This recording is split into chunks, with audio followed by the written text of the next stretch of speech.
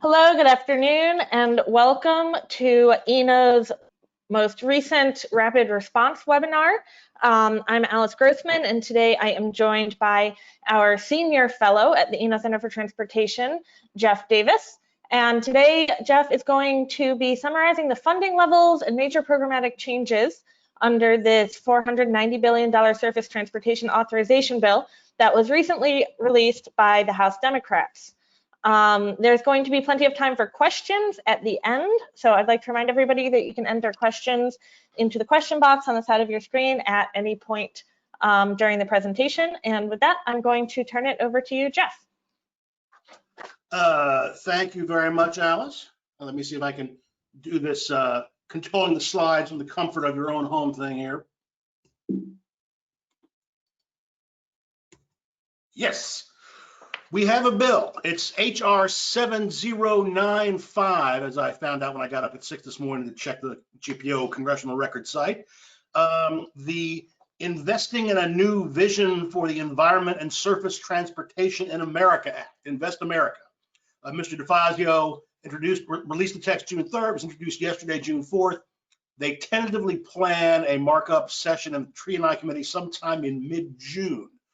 Before that can happen, under these new telework rules, each committee has to have two virtual hearings before they can have a virtual markup session. T&I's had one last Friday. The next will be next week, so they couldn't, even if they wanted to, have a markup before that.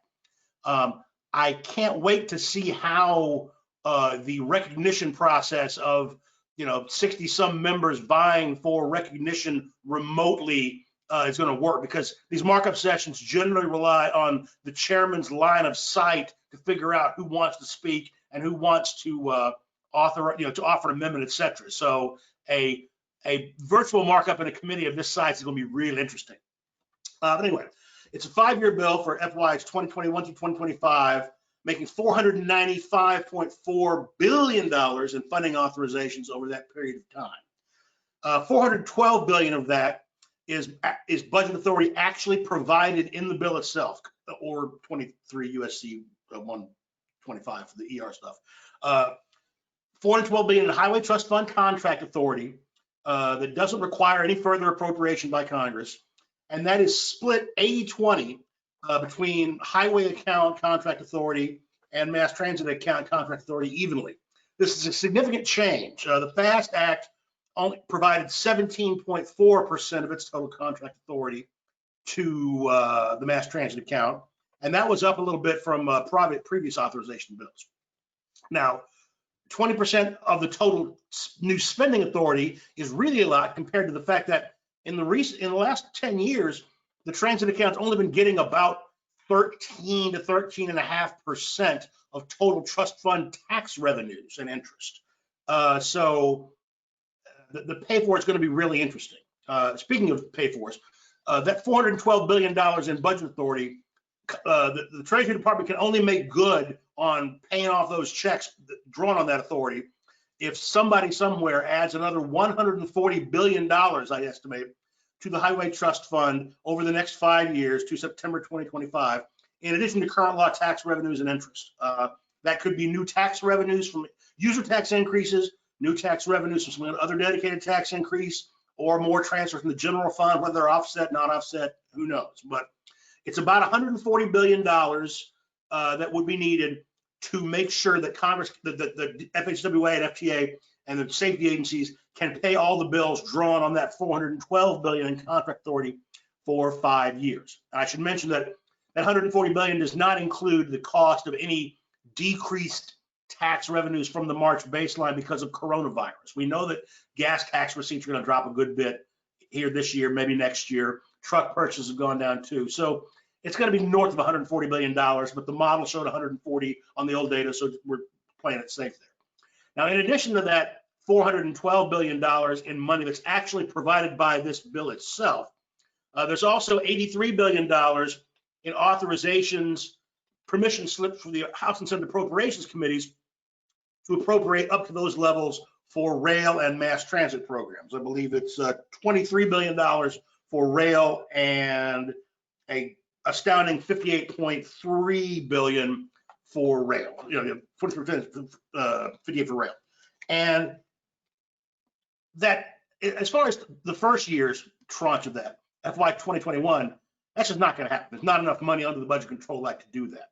That would represent a 35-ish% increase in the total Department of Transportation budget. They can only do that if they cut public housing, which they're not going to do, especially in a recession, or make significant cuts in other discretionary agencies, all of which have their popular constituencies. So as long as these spending control caps under the Budget Control Act remain in place, which they are for fiscal 2021, those authorized appropriation levels in the INVEST Act are not really attainable. What happens in fiscal 22 and thereafter, who knows? But just remember that those take those general fund authorization levels with a big shaker of salt. Like I say, INVEST is a huge increase in funding. It's 62% more over 5 years total authorizations than the FAST Act provided over its 5 years. It's 56% more than if you just flatlined the fiscal 2020 authorized levels for 5 years. It's 45% more than if you took the 2020 levels and gave them an inflation increase each year, as the Congressional Budget Office does in its annual baseline. And the Senate has not produced mass transit titles or rail titles or safety titles for their bill. They have produced a highway title last summer, and the House bill is even 11%, $32.8 billion over 5 years, more than the highway title of the Senate's bill. Here's my favorite chart I put together in the last year or so. This shows about the highway trust fund gap and how increased spending worsens it. The vertical columns, the blue vertical columns, are actual tax receipts and interest. To the left side, that's the past since 2007 through 2019. And on the right side, starting in FY20, it's the CBO baseline, receipts and interest. And then those green columns that periodically appear on top of those are the various one-time transfers from the general fund, which and then the last one was the big $70 billion one in FY16. And the red line is the actual cash outlays that are drawn out of the trust fund every year. And so you can sort of see that we got out of balance in about 2008, and after 2007, have never come back to it. The cumulative effect of all those green columns of bailout are going to run out sometime in FY21.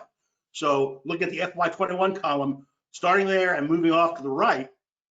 You've either got to raise those blue columns with more tax revenues or add more green columns in future bailouts, one or the other, in order to fulfill that. And the solid red line moving to the right from FY20 is the CBO FY20 plus inflation spending level. And the dashed red line is my estimation of the extra spending that would come from the INVEST Act that was released in the House this week. So that shows you sort of in one picture of how bad the future revenue situation is, both at baseline and then under this bill. To put some numbers on it, the size of the revenue gap, there's 4 different scenarios here, whether you go to 5 years, whether you want to keep it solvent for 5 years to the end of the bill, or the full 10-year budget forecasting window. The 5-year baseline, I believe, is about $70 billion, but $65 to $70 billion. Under the DeFazio bill, that would be $140 billion.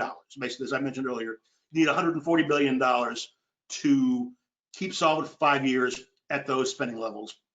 If you go for the full 10-year budget window, you're about $190 billion under baseline for 10 years, and that's about $355 billion for 10 years, because these programs spend so slowly that the spending increases in 23, 24, and 25, especially on transit, wouldn't show up until after 2025 was over. And then you keep compounding that with additional spending increases. But again, so just take it for a 5-year bill, $140 billion in money from somewhere that you need. And you ask yourself, well, what if we make things right and finally increase highway user taxes again to the point that it would pay for all this? And there's really no substitute broad-based wise anytime soon for the gasoline and diesel taxes if you do that. So I ran some numbers on how much, if you decided to pay for the House bill solely by increasing gasoline and diesel taxes by the same rates. And again, no one has actually openly advocated this. Chairman DeFazio in the past has been open to a revenue increase, but he's only put his name on a small indexation, like a penny and a half per year, And he's proposed the trust fund having special bonds to borrow money in the short term that would eventually be repaid by the indexing. Neither he nor anyone else in a position of authority has proposed filling the whole revenue gap with fuel taxes. But were you to do so, it would look like this. You need to double the gasoline tax from 18.3 cents a gallon to 36.6. 13 cents up front, a penny a year extra for the next 3 years, and then finally 2.3 cents in FY26. That would bring you the extra $140 billion you would need over that period and leave you just barely with $4 billion in the highway account, with $5.3 billion in trust fund total. But you would also have to split that 18.3 cent gasoline diesel tax revenue. You couldn't split it 80% for the highway account and 20% for the mass transit account like you did with the 1982 and 1990 and 1993 tax increases. You have to split that 72% to the highway account and 28% to the mass transit account to get to the numbers you need. And I realize I've just done a brain thing. I put 26 instead of 25 on that far right column. So again, I'll correct that when we send out the online version, but the far right column is FY25, not 26. I skipped a year. I'm so excited. But again, even the trust fund would still drop off a financial cliff in the actual year 2026 were we to get that far. So that would be, you can imagine the highway lobby would generally resist this kind of thing. They don't like going beyond the 80-20 split. And to the extent that this bill in the House is very transit focused, provides much higher spending increases for transit than highways, and also provides a lot more flexibility for what look like highway programs to be used for mass transit activities. That kind of thing is a lot harder to get done politically if you go back to paying for the whole system with highway user taxes, because the people who would pay those taxes would generally, or their interest groups would insist on them receiving a much higher percentage of the total spending than if you just borrow $140 billion from China, deposit it in the trust fund. Highway guys can't, with a straight face, claim they have any special right to any fixed percentage of money we borrow from China. Now, looking at the structure of the INVEST Act, it's actually 4 bills in one.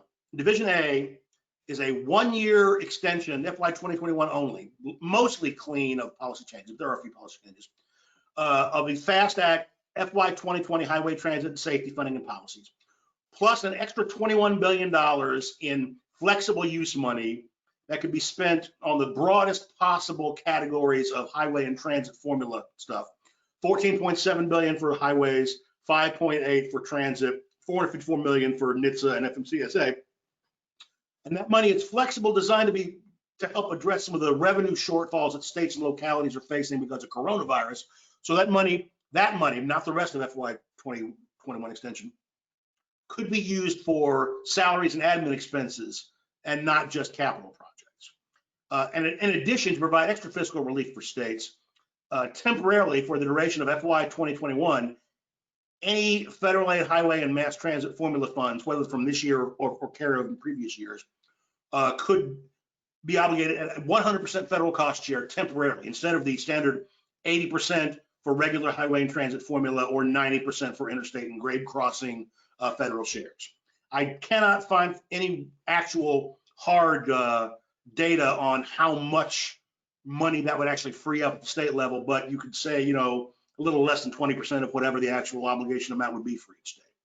So that's Division A. Division B, what I'll spend the rest of this presentation talking about, is a 4-year highway and transit reauthorization bill with new programs and policies that takes effect on October 1st, 2021. And Division C is a little hazmat reauthorization. It reauthorizes those accounts. They're not, a couple $100 million, not that much money per year.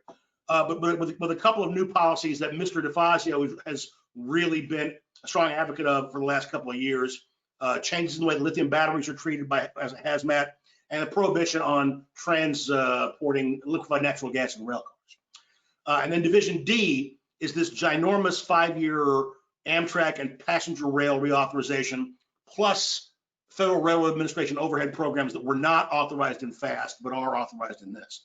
Put it in perspective, FAST Act authorized $2.2 billion for all these rail programs in FY 2020. The actual appropriation was a few $100 million higher than that. Invest would authorize 11.9 billion a year on average for FRA. And as I mentioned earlier, going from 2.2 to 11.9 would be really, really heroically difficult, even if the Budget Control Act spending caps did not exist, which they do. There'd be an average of 5.9 billion a year for Amtrak versus 1.8 billion a year under FAST. There would be a new 3.8 billion per year intercity passenger rail grant program. At least 40% each year would have to go to the Northeast Corridor projects, and at least 40% would have to go off the Northeast Corridor, including Amtrak National Network, new high-speed rail, whatever, at a 90% maximum federal cost share. And there'd be a fourfold increase in the CRISI program authorization, a new 500 million a year grade crossing separation program, et cetera. So, but all that stuff is subject to the availability of money at the appropriations committees and whether Chairman Price in the House and Chairman Collins in the Senate can or would actually find that money. They both support rail programs, but that is a huge, huge ask. Now, again, the fact that these are 4 different bills means that it's actually pretty easy to break up. And particularly, if this bill makes it to the House floor in July, if I still work for the House Rules Committee, like I did back in the day when I was a youth, I've been thinking of ways to where that you write a special rule so that once the House passes this bill, the Rules Committee will incorporate whatever the Ways and Means Committee does to extend the trust fund, extend taxes, raise revenue, and then take it to the floor. I would write a special rule that once the House passes the whole bill, it sends the bill to the Senate, but it also deems that Division A, the 1-year extension, would be separately enrolled as a separate bill again and sent over to the Senate, because it's all about positioning the House better to get some changes made in the 1-year extension that's probably going to be necessary if we can't get a complete authorization done by September 30th of this year. And again, the House extension is not truly a clean extension. They do take care of a lot of the gripes that Democrats have had about the way that the Trump administration has been running some discretionary programs, infra in the highway side, new starts on the transit side, and a few other things like that, in addition to the extra $21 billion. So it's actually, you can see Division A as kind of the House pre-positioning itself for what looks like an inevitable fight over at least some kind of short-term extension that must be enacted by September 30th. All right. The interesting thing, and Paul Lewis in our office pointed this out to me first, the INVEST Act thematically is actually the reverse of MAP 21. It's abandoning the MAP 21 approach. Remember, go with me back in the Wayback Machine in 2008. The Mary Peters Jack Schinnendorf Surface Transportation Policy and Revenue Study Commission recommended consolidating the 108 different highway trust fund programs into 10. 2009, Chairman Oberstar's bill that he wrote on the back of the napkin made a big point of consolidating those 108 into, I didn't remember the final number, 20-ish. And then MAP 21 in 2012 actually came through with this and reduced the number of individual highway trust fund programs by 2/3. Now, in the limited amount of time I've been able to read the new bill in the House, it would go the opposite direction. It would create at least 17 new programs. There's probably more. And would also resurrect one, Safe Routes to Schools, that MAP 21 actually specifically got rid of. So we're going back to the mindset of a program for every problem, which is the last decade tried to sort of move beyond. Now, the bulk of the money, $284 billion over 5 years, it's about 2/3 almost of the total funding in the bill, would go out, a portion to the states and the District of Columbia under the core highway formula funding. It's 88.7% of the Federal Highway Administration total. Now that's down a good bit. Under the FAST Act, 92.1% of the money that FHWA got went out via those formulas, down to 88.7. The Highway Performance Program, 140.6. STP, they renamed they changed the name of STGBP back to Surface Transportation Program, 65, 15.5 billion for safety, 14.5 for CMAQ. There's a new carbon reduction formula grant program at 8.3 billion and a new pre-disaster mitigation formula program at 6.9 billion. All these are over 5 years. The highway freight program at 8.6 billion, and they increased transportation alternatives from 850 million a year to 1.7 billion a year. They make the grade crossing set aside out of safety permanent at the flat line levels, and a bit of a boost for metro planning. However, unfortunately, these programs are still stuck in the past. This $284 billion is going to be distributed for till 2025, entirely based on each state's fiscal year 2009 formula funding shares. And those 2009 shares were in turn based on population, VMT, lane miles, tax payments, cost to replace deficient bridges, local air quality containment for ozone and particulate matter, as they existed in 2007, which was the latest data available in summer 2008, when they would put together the apportionments for FY09 that went out on October 1st, 2008.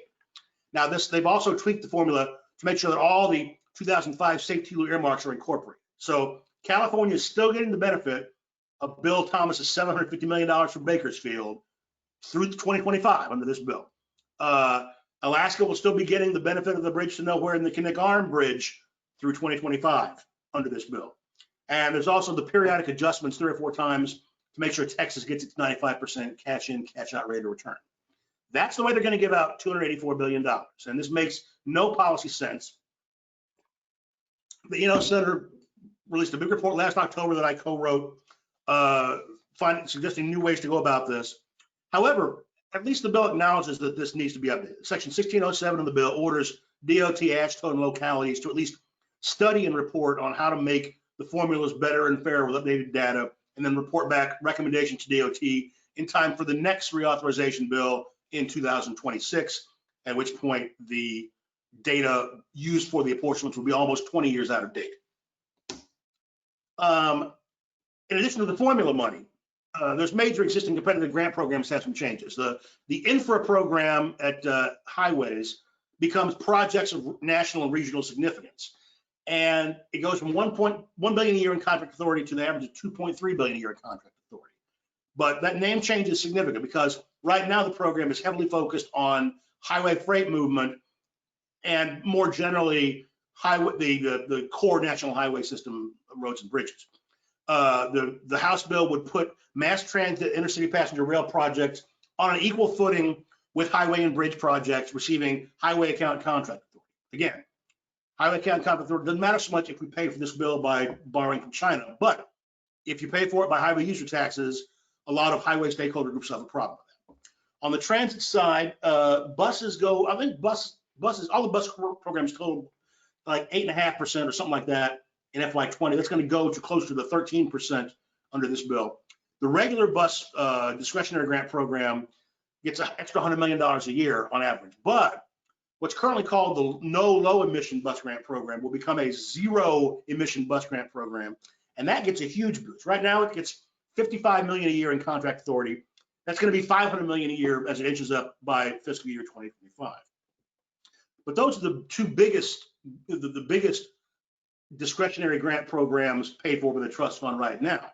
But as I mentioned, this bill is a program for every problem, and we've got 8 or 9 new competitive grant programs, just at least 8, not kind of the research title, just in highways. A community transportation grant, EV hydrogen charging station grant program, community climate innovation program, gridlock reduction grant program, rebuild rural America grant program, commercial vehicle parking grant program, active transportation grant program, and a metro performance program. I haven't gone through and yet and figured out how much, you know, what the criteria for each of those are. But a lot of these are, some of these are $250 million a year one-shot programs, and some are sustained for longer than that. But in general, the major themes of this bill are, first of all, what's called fix it first. Prioritizing asset preservation above new capacity. Basically, the key of the central part of that is in the biggest highway formula program, the National Highway Performance Program. There's a new requirement that would be added by this bill that would prevent anything that could be used for a single occupancy vehicle from being built unless the state can prove that it's meeting its targets for the various performance measures created by MAP 21. And also, again, judging, the problem is going to be judging, you know, whether the state's actually achieved that performance or not, whether you can write some kind of regulation that would actually put an objective test, or whether the secretary is going to have to do a Potter Stewart, I know when I see it kind of thing.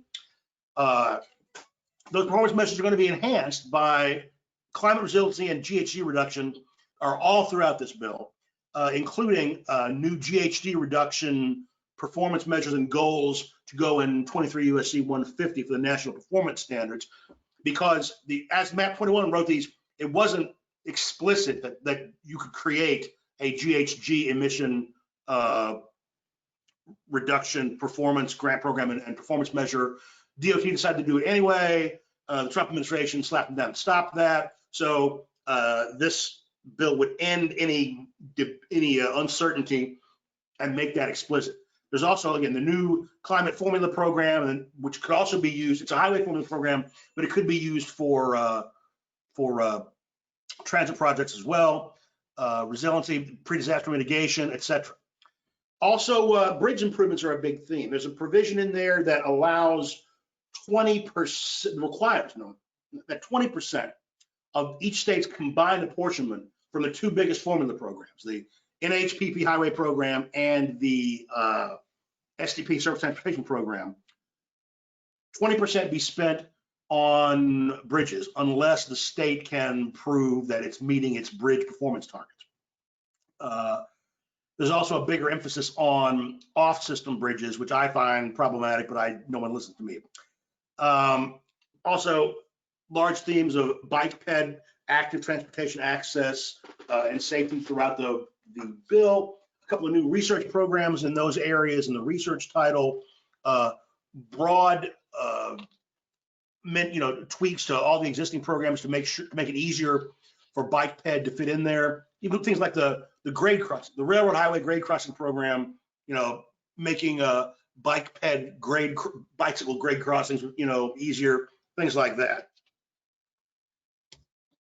On the mass transit side, it's mostly about the funding increases, especially on the bus side. But on the general fund side, you're also talking about easing the capital investment grant program rules and also massively increasing that funding as well. FAST Act authorized that program at $2.3 billion a year. I believe it got a $2.0 billion appropriation last year. The optimistic looking authorizations in the House bill would increase that to $3.5 billion in FY 2020, going up to $5.5 billion in FY 2025. And once you get into the $4 billion a year range, 4 to 5, 5.5, then you get the CIG program big enough where they actually might be able to pay for half of a new Hudson River tunnel. They can't do it right now in a $2.5 billion a year program without drastically shortchanging the rest of the country. But you could even see if you could actually get a $5.5 billion a year CIG program out of the appropriations committees, you could even do Hudson River Tunnel and Second Avenue Subway Phase 2 at the same time and without shortchanging the rest of the country.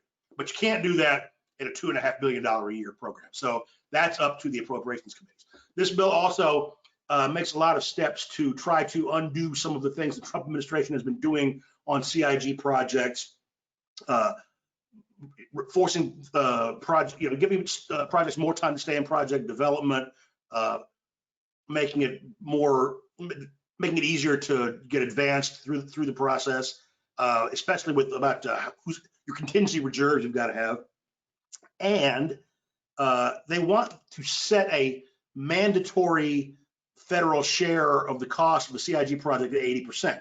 Now the problem is, again, this bill doesn't move CIG back into the trust fund. It continues to make it entirely subject to general appropriation. So the appropriations committees traditionally over the decades have used their annual bill to set their own maximum federal share for CIG projects well below whatever the statutory level is. So I'm not quite sure the effectiveness of some of those things, since the appropriations committees would remain in the driver's seat of this program, remain free to tweak it every year because they're the ones who would actually have to find these tremendous amounts of money for the program. Amtrak and the Northeast Corridor, again, subject to appropriation.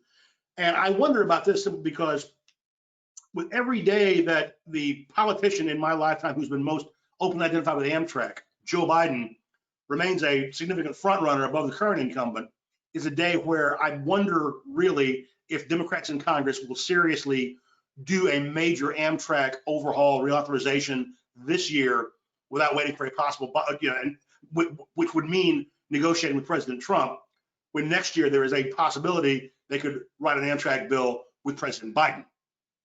And high-speed rail, it's eligible for this new $3.8 billion grant program that's, again, subject to authorization to appropriation.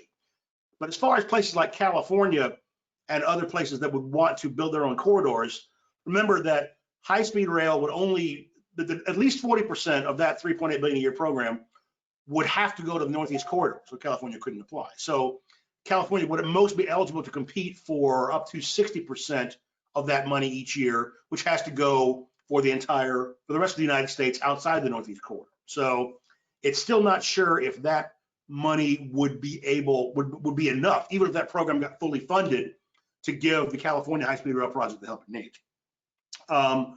With that, I believe we have come to the end of my prepared presentation, and would be glad to take questions, and I will see if we can get the webcam to work. And yes, we can. All right, great. Thank you, Jeff. We have a bunch of questions, and so I'm going to start for now with some of the more specific ones coming in and then get more broad. But as we continue the conversation, everybody please remember that you can enter questions into the question box on the side of your screen. So here's a couple questions, Jeff, about some of the changes to the 100% federal match that you were talking about. Can you expand upon exactly where that will apply and when it would be required, and if there's going to be any flexibility, with that in theory? It's pretty vague. I'm trying to find it here. The extension is in Division A is a pretty bare bones thing. It just says, let me find it here.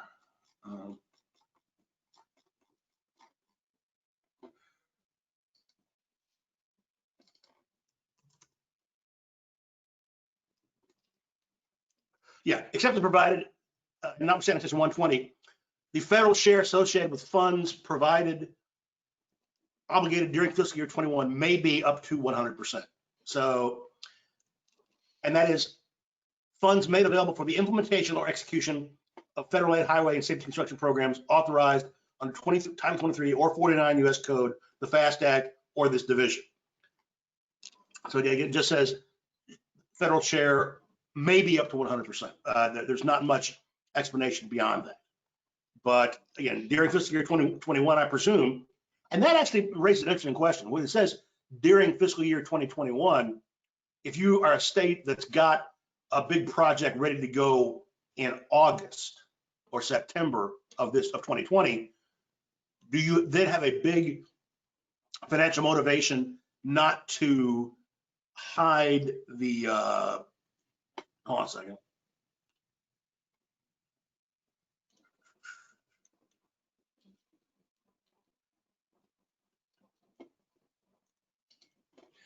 Yeah, a financial motivation not to actually pull the trigger on that obligation until after September 30th, when you would get a 18 to 20% boost in your bang for the buck.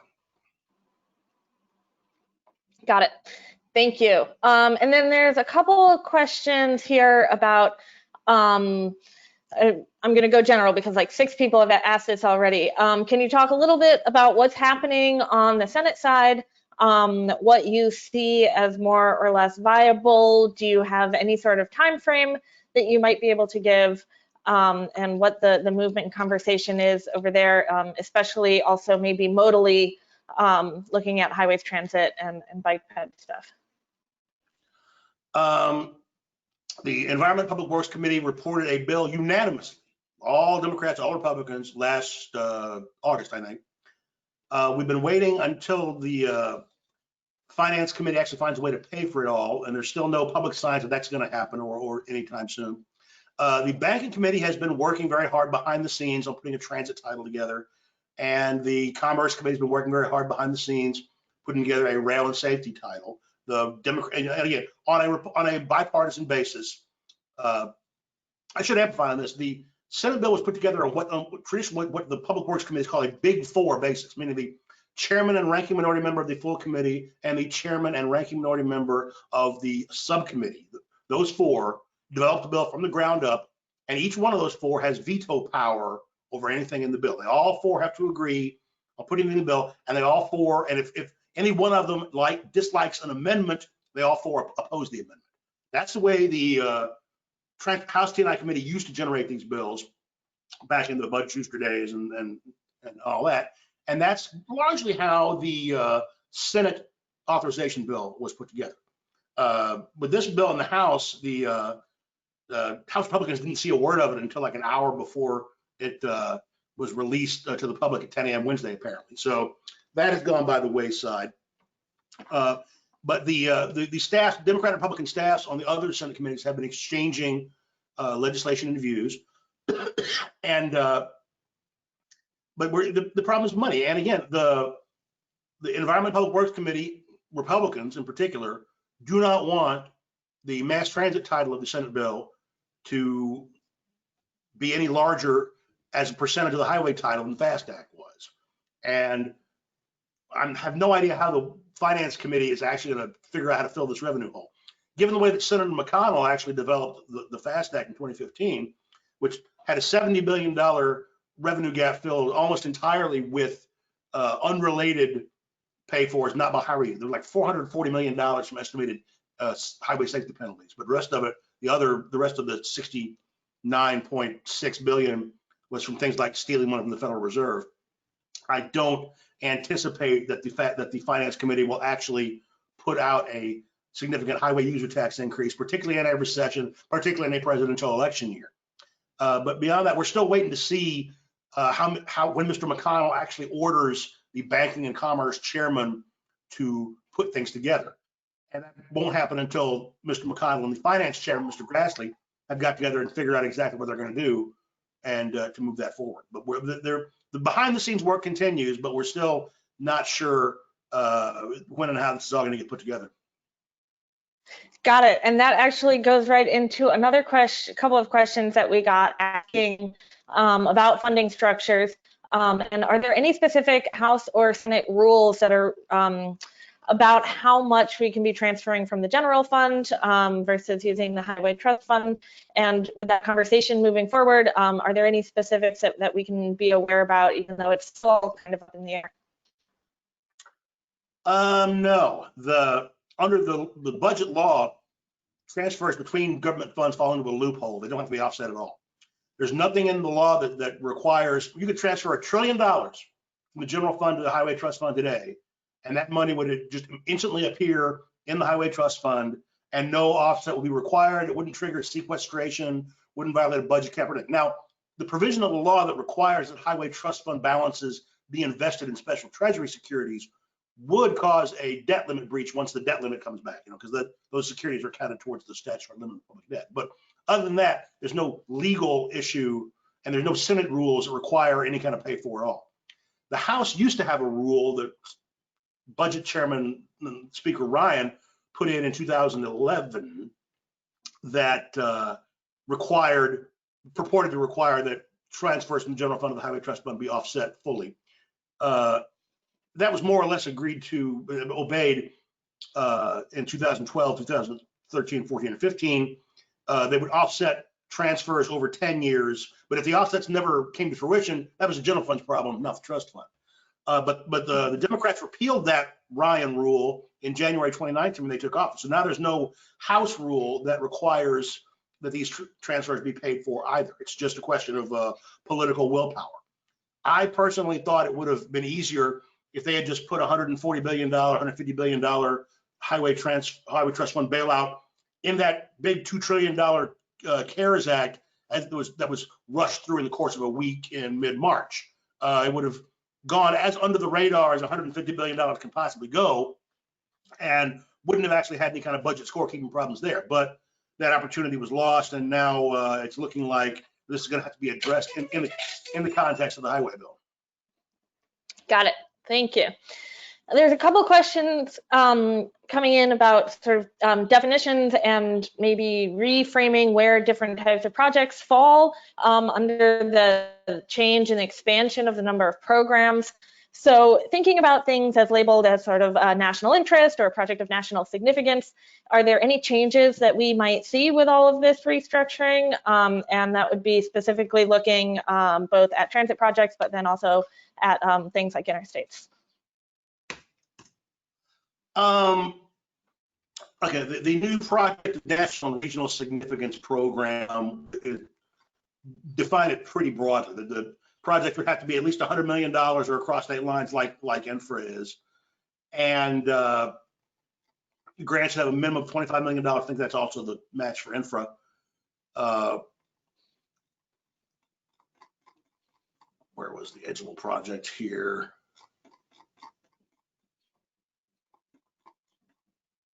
It just says can be a bridge project on the NHS, a highway project on the NHS, or a public transportation project, or a intercity capital rail project designed to improve person throughput, or a freight project on the national highway freight system, or intermodal grade crossing, or within the boundary of a port.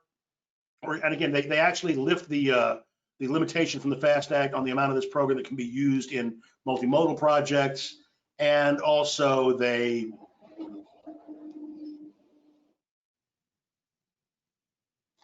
make even broad, more broad project development related costs for these mega projects eligible. And I believe they also try to provide a sort of letter of intent contingent commitment process to where that you could give a grant out of this program for far less than total cost, and they could get started, and then you'd have a non-legally binding obligation to fulfill the remaining tranche of that project, like a CIG project.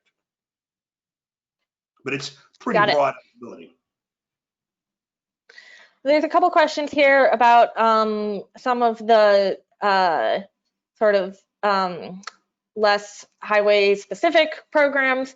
Can you talk at all about the new transportation oriented development, the TOD provisions, and then also a little bit about some of the bike and ped programs? I know they expand TOD eligibility. They make it permanent at TIFIA. Try to remember. They had a new formula grant program for, what's it? I'm sorry, like a $30 million a year discretionary program for transit supportive communities. But it's not, a lot of these things on the bike ped and the TOD and the climate stuff really are not really in one place. They are scattered throughout the bill, and in dozens of different programs, there are little tweaks to eligibility to ensure that in the rules that climate and resiliency issues are taken care of, and that bike ped and active transportation are included as eligible projects. At least I know it was in STP, I know it was in highway safety improvement, it was in grade crossings. I know that it's all over metro planning and the statewide planning rules. And again, I haven't gone as fully through the transit titles as I would like, in part because APTA was having their own competing webinar with this one. I figured a lot of the transit people would be listening for that. But we're working on it, and we'll have more on some of those issues next week in the ETW. Great. And then there's a couple of questions here about how different types of metropolitan regions might be affected by this. Is there going to be specifically more attention paid to the larger ones, or are these sort of medium-sized areas? And then also, are there any specific impacts on rural areas as well? They don't increase the amount of STP money that gets suballocated by population. That stays at 55% of a state's total. What they do is that the current law has that the 55% is broken up into baskets, like one basket for the metro areas over 200,000 population, and one from areas between 5,000 and 200,000, and then under 5,000 that's held statewide, I think. This would add another basket. They would have a separate basket for metro areas between 50 and 200,000 population, and then 5 to 50, and then below 5 and above 200. They are also, let me try to remember, with regard to the discussion of larger area MPO constituencies, which was a big deal. Anthony Fox's ruled the way out the door that Congress then was unusually able to repeal in an unusually bipartisan way. There's a provision somewhere in there that requires that if an urbanized area is big enough where it's represented by more than one MPO, they've got to do a population proportionate representation on there. And again, there's, what else was there I was thinking about? There are other issues in there to require, to give, a little greater flexibility to locals for using some of that money. But we haven't had time to go fully through the bill yet. Got it. All right, we are running out of time. I'm going to ask one more question that you might not have the answer to, but seems particularly timely. Given the long timeline it's taken to put together this bill and then everything that's been happening in the last month or so with all of this national attention on systematic racism, do you think there might be any changes moving forward in discussion to try to take on topics of equity and get programming in those areas? There's a little bit of that in there. There are some, I remember seeing some references here and there to underserved communities and to making transit facilities and transportation facilities and freight facilities better neighbors and giving better community buy-in to some of these, community representation on some of this decision making. But given that a lot of this equity is on the equity are on the operational side rather than on the capital side, and this bill is mostly focused on capital sides of things. I'm not sure. They may try to come up with some amendments and deal with that by the time this goes to markup in a couple of weeks and to Rules Committee after that. But I'm not sure that some of those issues can really be addressed in the context of a bill that is mostly about just writing checks for capital grants. Well, maybe we can think of some of the other options there as well. Great. And last question, do you have a general timeline of what we can expect moving forward, both on the House and Senate side? The schedule sent out by Mr. Hoyer in the House indicates that the month of June will be entirely reserved for committee meetings only, remotely, unless they call them back for votes on either coronavirus response bill or possibly not police reform. But they want July. They want this bill on the House floor in July before the recess that happens at the end of the month. That's still scheduled to take 5 weeks. What would normally be a party convention year recess, I'm not sure what they're going to call it this year. But so Mr. Hoyer wants it on the House floor in July. In the Senate, we still don't know. Mr. McConnell has discussed several times combining the surface transportation bill with the regular water infrastructure bill that's also been reported from committee unanimously in the Senate, and bundling those together, making an infrastructure bill. That's still contingent on the Finance Committee trying to fill a $70-ish billion revenue hole.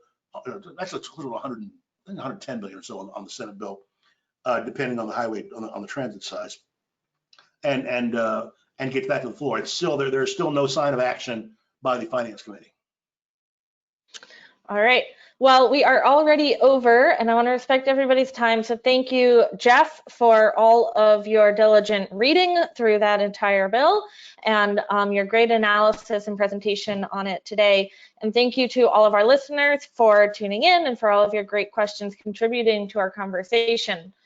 Thanks for joining. Hope everybody stays healthy and civically engaged. And just a reminder that we have another webinar in our Road to Recovery series through ENO next Wednesday afternoon, and you can register for that on our website at enotrans.org, where you can also sign up for Eno Transportation Weekly, which includes contributions from our own Jeff Davis, as well as other Eno staff members and outside contributors on all things transportation.